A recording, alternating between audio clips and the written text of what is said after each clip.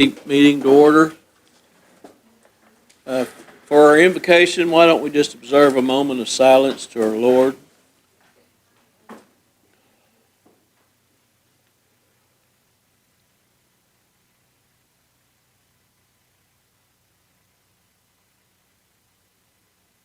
Amen. Thank you.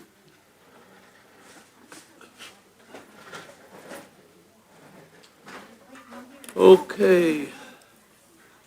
Shelley, if you are, we're ready for roll call. Yes, sir. Mike Dobbins. Here. Dora Petzkowski. Sasha Black Fox Qualls. Danny Callison. Here. Julia Coates. Joe Deere. Kevin Easley. Here. Lisa Hall. Here. Johnny Kidwell. Daryl Legg. Here. Kinder McGady. Here. Cody Poindexter. Honey. Joshua Sam. Here. Mike Shambaugh. Here. Melvina Shotpouch. E.O. Smith. Here. Kendessa Teehee. We have a quorum. Thank you, Shelley. Moving on down, I assume you've had a chance to look at the minutes. I would entertain a motion to approve. Second. All those in favor? Aye. Opposed? Motion passes. On to reports. We are still listing George Vallier, but our commander's here again. Is George missing in action or? Okay, all right, okay. Okay, go ahead. Doing a good. Yeah, sorry. You're doing a good job. Well, welcome. As always, you should have the report in front of you. I'll entertain any questions that you might have about it. And I do have three topics to discuss today, things we've done in February at the hospital. First, and last month, I mentioned changing surgery schedules to align with Cherokee Nation to make the assumption smoothly come October. I'm happy to report that after aligning those and as a direct result of that effort, February surgery clinic visits increased by 52% to a total of 198 visits in February. That's 52% compared to February of 2024. In the first month after this change, so that first month was mid-February, and now we've seen a month of visits since then. And as a result of that, endoscope procedures have increased by 63% compared to that same time frame in 2024. So really excited to see those results. Secondly, we hosted, Claremore Indian Hospital hosted, in conjugation with the Cherokee Nation Health Systems, the Electronic Health Record Migration Project Kickoff Meeting. This was a 3-day event and included 78 different meetings or sessions for 75 supervisors and frontline staff. And what this was an introductory to the Oracle or Cerner version that Cherokee Nation uses, the health record, comparing it with RPMS, which EHR, what IHS uses, and a chance for staff to see it, begin to understand what they're going to be working with, ask questions, and compare and contrast processes and policies and such as we move forward with the assumption. And lastly, a little bit of adversity at the hospital. On February 11th, we had a water main break on the city side, east side of the hospital. The water main went out, the entire facility lost pressure, all water pressure within about 20 minutes of the break.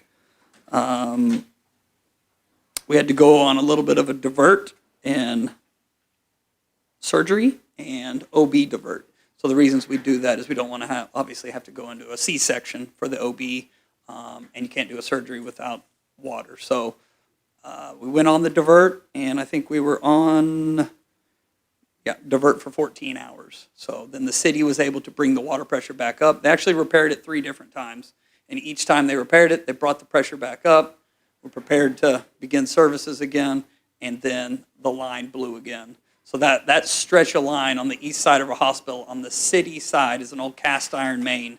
And when you start digging into it and trying to fix it, it just seems to create more problems. This isn't the first time this has happened. So eventually they put 3 patches on it, and we were back up and going about 14 hours later the following morning. So any questions on that or any of the other bullets? Questions for Captain Murray? Any? Thank you for coming today. You mentioned the uptick in surgeries. I mean, the Scopes. stats, yeah, the Yep, stats are your rooms, you've got less than 2 people a day, your average year to have people in your 40, 35 rooms. Is there a reason why the update or what? Okay, so yeah, the reason for this update, this was surgeries and surgery clinic appointments. How we got there compared to last year was increasing hours. So they switched to a 10-hour day and did some flex scheduling. So it allowed us obviously to add 2 hours into the workday. And the more patients you see in the surgery clinic, the more apt you are to schedule surgeries or scopes. So that's the direct result there. Does that make sense? Yeah, so all of a sudden, instead of having less than 2 beds a day occupied, you guys have started to do more of this stuff, or? Yeah, absolutely. So we're scheduling, so we have, as far as beds go, we got 2 surgery suites and an endo suite that could be running with surgeons at any given time. It also does, dental has time in there for the oral surgeon to take out teeth as well. But having those 3 suites, right, booked longer per day. So a 10-hour day gives us, and don't quote me because I don't know, but 20% more surgical slots in each day during those surgery suites. So being able to fill those up is starting to become a game changer for us.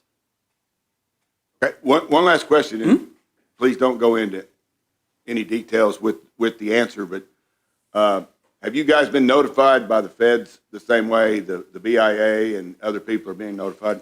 Yes, we have. Yeah, we get regular notifications where we are impacted by executive orders or policy changes from the agency. So employment, you're being notified about employment, about cutting back and all the other sorts That's of right, things all of the above. If you've seen it on the news, we have been impacted one way or the other. IHS has done a good job on requesting exemptions based on health care. And usually the change rolls in and it takes a few weeks to kind of cut through it and get an exemption for the agency, or if not an exemption, some level of, if not full, at least allow us to operate. Thank you. So, yeah. Sasha? Thank you, Chair.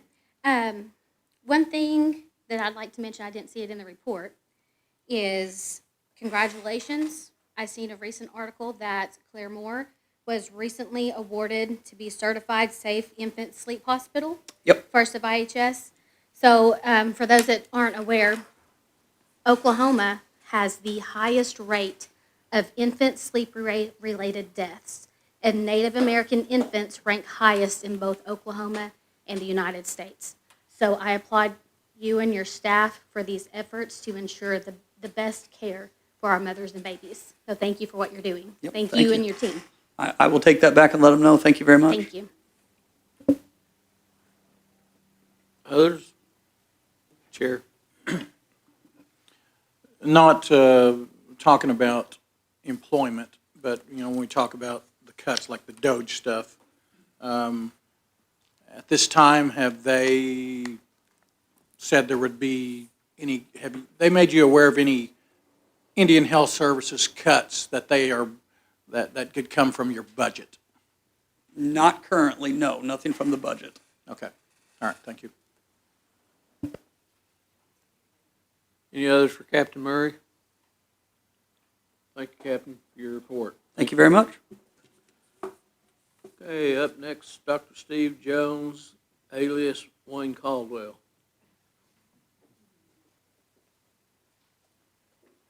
Good afternoon, Council. Dr. Jones had an appointment this afternoon, and he asked me to attend, and so I'm here to give the report. I know the report is within your packet. There are a few items that I will highlight that I think that is of interest to the Council here. Starting with ambulatory care visits, and this report does reflect January 2025. We had 140,000 ambulatory care visits. This is an important one that I know everyone has interest in also, is pharmacy. We filled 217,745 prescriptions filled in the month of January. We see that, going up. We constantly are looking for ways and efficiencies in the pharmacy, and we will only see that number grow as we continue to serve. In the emergency department, January is a busy season. Flu, COVID, as you've all heard, is very busy. We had 5,417 patients served in the emergency department at Hastings. Babies, we had 84 babies delivered in the month of January at Hastings. Purchase and referred care, I think that's on the third page in your packet. We had a 98% approval rate. 14,000 referrals were submitted for that month, and for a total of $5,064,622 for 1 month in the PRC referrals. Professional health and recruitment, the Cherokee Nation medical staff has a vacancy rate of 4.8. All health professionals across the health system has a vacancy rate of 3.1. Last but certainly not least, we had 309 new charts created throughout the health system in the month of January. In closing, I wanted to hit just briefly on our construction projects. Not one in particular, but we are still, we have a lot of construction going on, which I know you all are aware of. We are still hitting our marks, or even projecting some dates to happen sooner than we thought. So we're excited about that. Obviously, weather can change those dates real quick, but we're excited for what's to come and to expand access to the patients that we serve.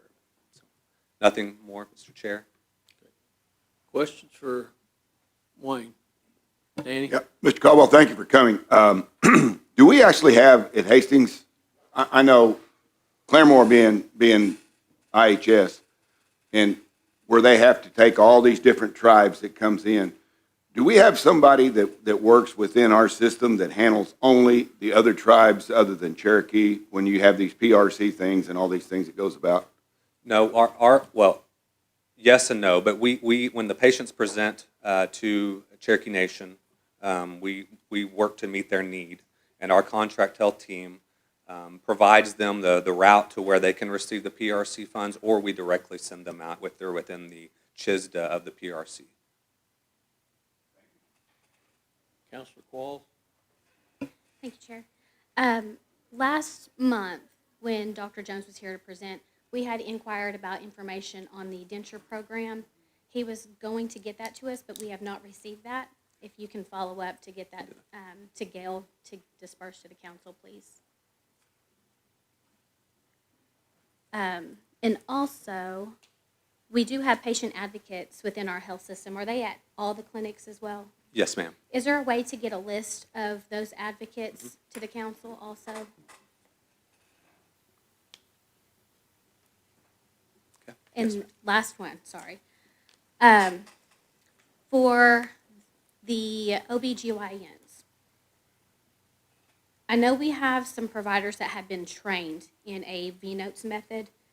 If you can follow up on that to see if we are currently practicing and offering that to our patients, or if we're going to other resources that we've previously used. I believe if they're trained, that we could really benefit our patients and drastically decrease and cut down on the recovery time, as far as going from days to what we're currently doing, which is a recovery time of weeks, sometimes months.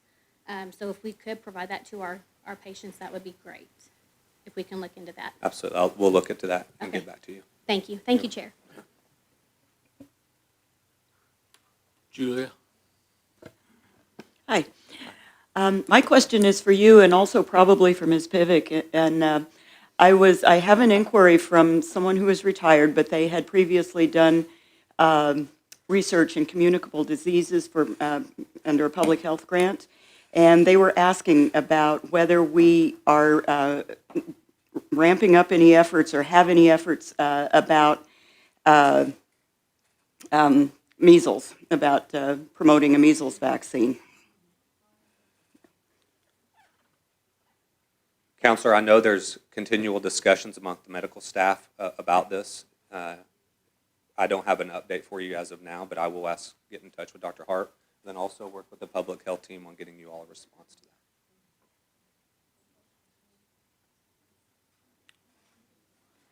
that. Anyone else? Mike? just have a comment. Well, on the measles deal, I read something, I didn't read the article, but there was a question posed that if you had the measles vaccine when you were young and you're my age, is it still good? Is it still protect you? Do we know anything about that? I will inquire with Dr. Harp and get that back to you. Okay. Exactly what that- And the second is just a comment. Had a family member go in for surgery at the clinic, and they really did a very, very good job. And after they were done, they came out. The doctor was really, really good in explaining things and how it went. So really, really just a first-class trip to that hospital. I was impressed. Thank you, Speaker. Thanks for that report, Speaker. Anybody else? Guess we're done, Wayne. Thank you. Thank you. Thank you for your report. Okay. I see Lisa Pivek and Dr. David Gann, but I do not. It's Kim Chukalake. It's going to give the Cherokee Nation Public Health Report. Hello, everybody. Lisa had something unforeseen come up, so she sends her regards. The report's in the packet. A couple things I wanted to highlight is that in February it was Heart Health Month, so we had 13 events throughout the reservation. Lots of participation. In those 13 events, we had over 426 people participate. They did some walking events. We gave out some cookbooks and some educational information, checked the A1Cs, cholesterols, things like that, so they were very successful. And then, as you know, spring's coming, so we'll be starting our walking events throughout the reservation, and that information is in your packet, and there'll be more to come on that. So, do you guys have any questions or anything? I did hear what you said about the measles, and we'll work with health to get some information back for that. Questions for Ms. Chukalake? Kimberly, I wanted to thank you. You gave some information to me last time that you came to present regarding the WINGS program, and we were able to contact that individual. So thank you for following through on that for me. You're Appreciate welcome. that. Kim, what kind of arrangement do we have with private exercise facilities? Are we subsidizing those memberships for some of our Cherokees? Is that in just certain areas? Or? I don't have a nonprofits. I'm sorry. Yeah. Okay. Oh, I don't have any information on that at this point, but we can get some information and get back Okay. to you on that, because yes, I don't have any clear communication. Anyone else? Okay, thank you for your report. Hold it, juniors. On that nonprofit, is there any kind of rule on how many miles, if there's none around so many miles, is there anything looked at that maybe they would help the private places do this? Am I sounding silly? But No, you're not sounding silly. I'm not sure, but I'll try and get some information and because get that I back know for you. certain spots that there's none around and it's 25-mile drive or so, but I know there's some private ones, and I just wondered. Okay, yes, we'll try and get some information pulled together for you on that. Thank you. Okay, you're welcome. Okay, thank you, Kim. Thank for your you. report. Thank you. Okay, old business, none pending, new business for discussion only. That regarding the Cherokee Nation Elder Care Program. Give us an update by Miss Janet Meredith. Janet, come up. I know we see when we're out and about, it seems like I'm always passing a Cherokee Elder Care van. And so you're out and about, I know that. Yes, and that is the biggest advertisement, is the moving vehicles. I'm Janet Meredith, and I'd like to introduce Brian Maloney. He's the intake marketing manager, and Ashley Eccles. She is CFO and interim CEO. I am the community outreach coordinator with Cherokee Elder Care, and I want to thank Councilman Dobbins for having us here today to speak on CEC. Cherokee Elder Care is an all-inclusive health care. It is designed to keep elderly in their homes and in their community in a safe, healthy environment. And I have the opportunity to go out into the 7 different counties that we service and speak about the services and programs that we offer. Our service areas include Adair, Cherokee, Sequoia, Mays, Delaware, Muskogee, and Wagner County. And we serve approximately 32 zip codes. We provide primary care services, transportation, home care, medication, medical supplies, behavioral health, and social services. We have in-house rehabilitation unit equipped with physical therapists, occupational therapists, speech therapists, and assistants. And we also are an adult day center where our participants can socialize and with others through fellowship, activities, and meals. When we have a lot of neat things planned at Cherokee Elder Care, we're having a bingo fundraiser April the 5th from 5 to 7 at the center, and it's on 4th Street. And we hope that each of you will stop by. All proceeds that we raise will go directly to the participants to provide Christmas gifts for them. And it's a chance for the public to tour our facility as well. When we also are planning on our Cherokee speakers, we have approximately 4 that are enrolled to attend the Cherokee Speaker Luncheon next month. And this is an open invitation for all of you to stop by at any time to visit our facility and to see all the things that are going on and to learn more about the program. And if I can be an assistant to anyone in here, or if you want me to speak at your district, if you know someone that can utilize our services, please get into contact with me, Brian, and we'll be more than happy to come out and talk more about what we offer at Cherokee Elder Care. Cody? Hi, Janet. I just want to say I think you guys do an amazing job. And whether you know it or not, you've helped me out a number of times in my communities. And I've known Brian for over 10 years from Westville, so we got that connection. I think I took your daughter to prom. That was a long time ago. That's sweet. So we went I'm way not back. that old. That was my niece. Niece, whatever. Yeah. Point of order, whatever. But we can request for you guys to be at our community dinners, like setting up as a table. Yes, we, Okay. Brian and I have spoke about that, and we know that, you know, you guys do have your community meetings within your district, and we would love to be able to come out and set up at those events and pass out pins, but just talk about the services. We know a lot of elder, you know, maybe don't have like the social media or the Okay. means to, you know, reach the services that they can acquire. And so that is our goal, is to go out into these communities and talk about what we can offer them. Gotcha.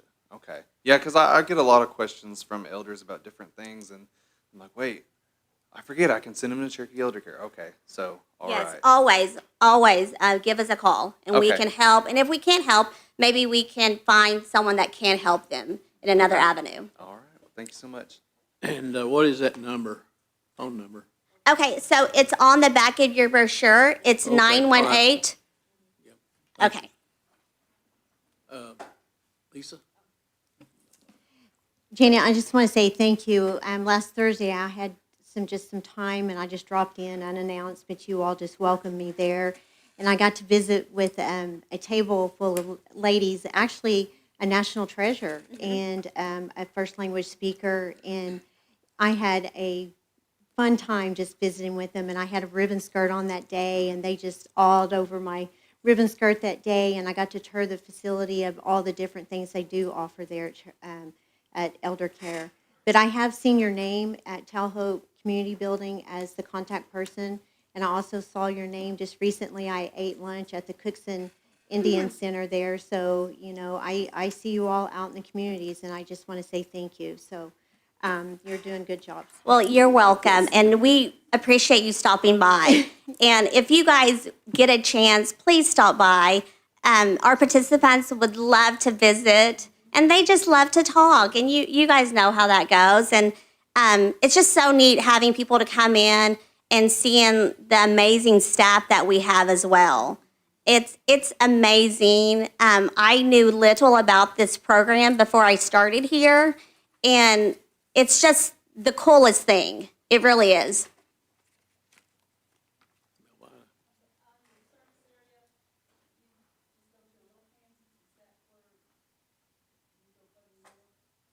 That's it. Yeah, just.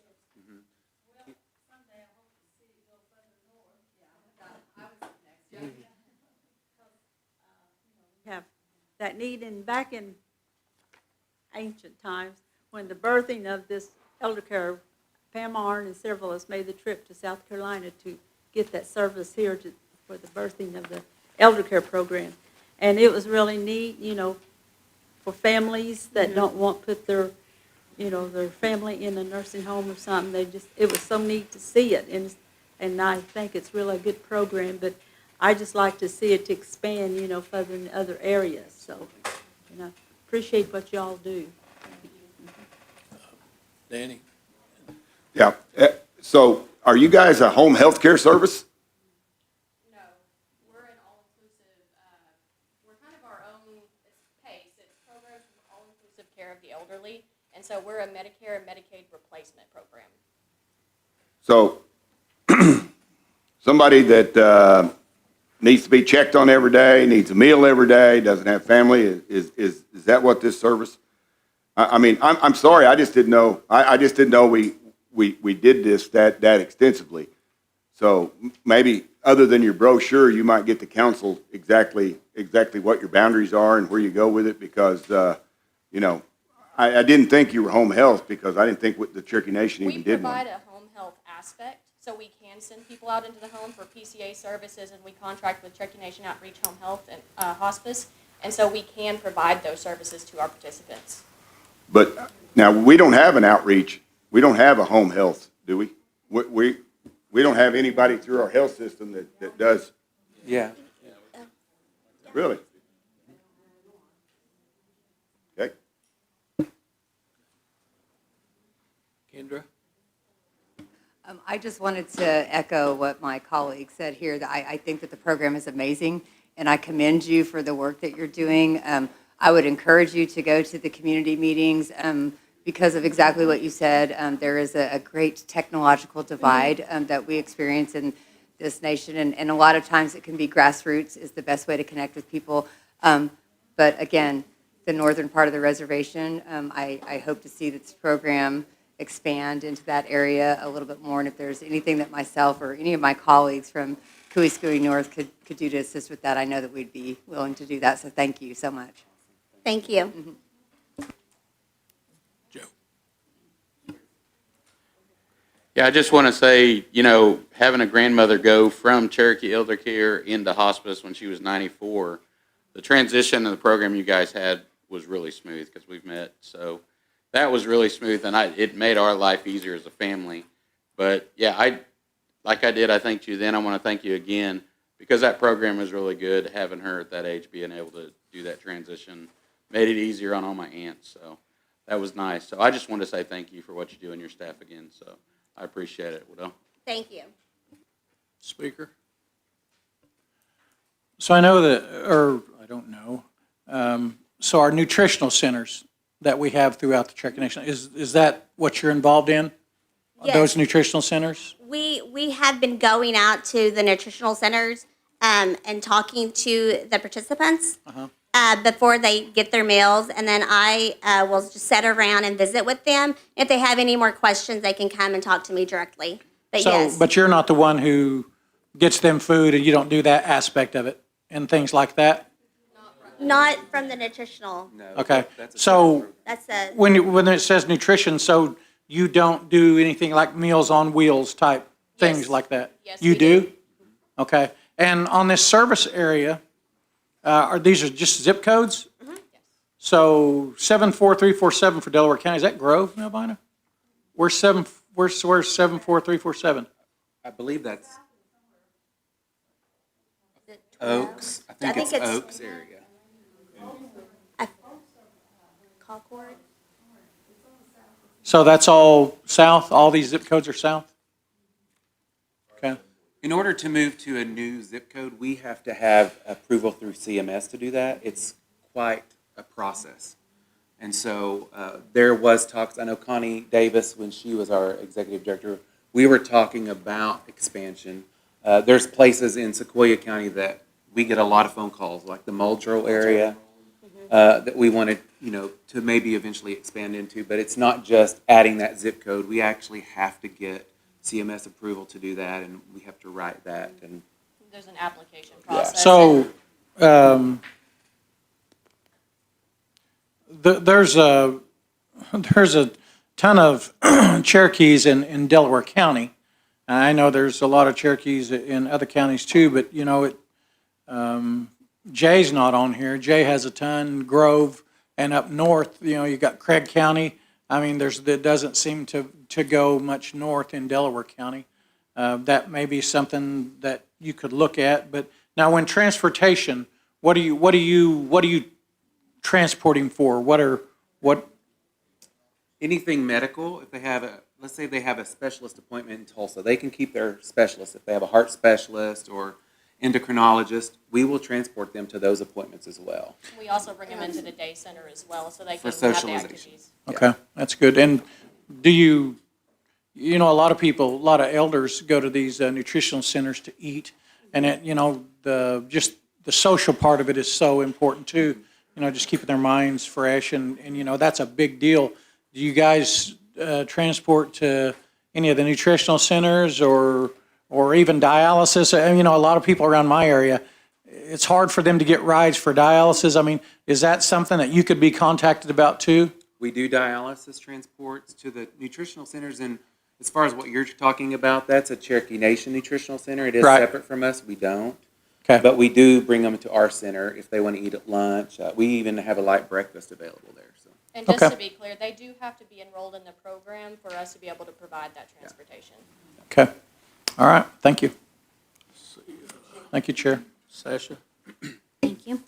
I have contact information here for Janet, but do either of you two have contact information that you could share with us as well? Yes.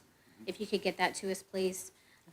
Also, on the eligibility, is this for Medicaid patients Yes. only? So No, they can have Medicare, and we also accept private pay. We have a Medicare-only premium. The only way for them to not have a premium to pay is if they are a Medicaid-only or a dual eligible, meaning they have Medicare and Medicaid. But we do have options for people who don't meet those financial requirements. So we help them to kind of come up with a premium that Medicare tells us that we have to charge them if they don't have that supplemental. Okay. Also, what was your title again? I'm so sorry. I'm CFO and interim program director at the moment. Okay. And that was previously Connie? Yes. Okay. Let's see. And the application for that, could we get a copy of that as well? Yeah. Okay, thank you. And if you can, Ms. Miller, if you can get that to her and she'll disperse that to the council. Okay. Kevin? Thank you. Yes, sir, thank you. So, like, for example, I'm looking at the service area here, and there's nowhere in my district or Rogers County that it is included in the service area. So if we have someone that would be eligible, but they're not in your service area, should we still refer them to you? Are there other services or anything you can get them in contact with that may not be you? There is a PACE in Tulsa, and so they cover part of Rogers County. I don't know what zip codes in particular you're looking at, but there is a PACE program in Tulsa that does cover part of Rogers County, and we wouldn't be able to go into that county that they already serve. Okay. Our program is also open to non-tribal members as well. Okay, so if somebody called you, would you be able to refer them to a contact at the Tulsa PACE where you could say, hey, we'll get you in touch with these people? Okay, all right, thank you. 2008.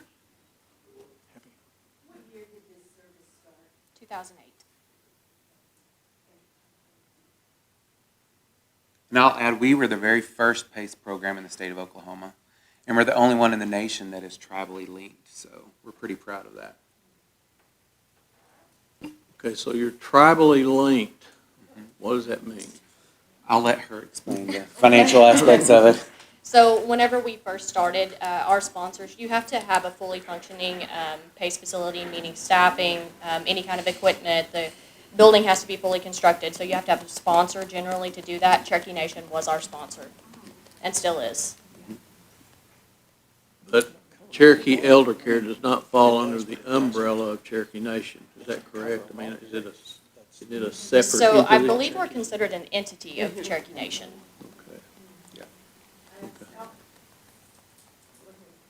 Go ahead, Candace.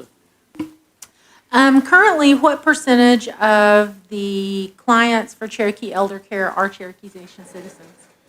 Last figure that I have was about 85%, and it may be even higher than that, Yeah. because I think I checked those numbers when I first came on board, and so we've taken quite a few enrollments since then.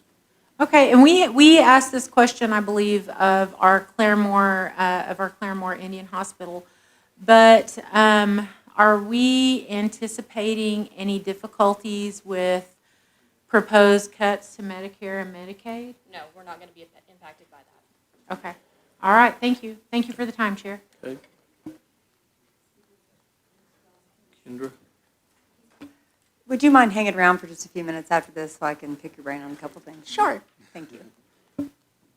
You mentioned that some of the services are primary care, behavioral health.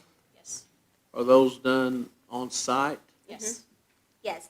So Cherokee Elder Care, it's kind of like an umbrella, and everything is on site with the social services, the primary care doctor, the rehabilitation unit, behavioral health. It's all within the same area. Okay. So, do you have a physician on staff, We have 3. full-time? Yes. Does he or she stay pretty busy? They're stacked up. They're probably about 67 to 70 participants per panel, and we have 3 panels. Okay, all right. Okay. Anybody else? Been very informative. Thank you for your report. Thank you, guys. Thank you. Thanks for having us. Okay.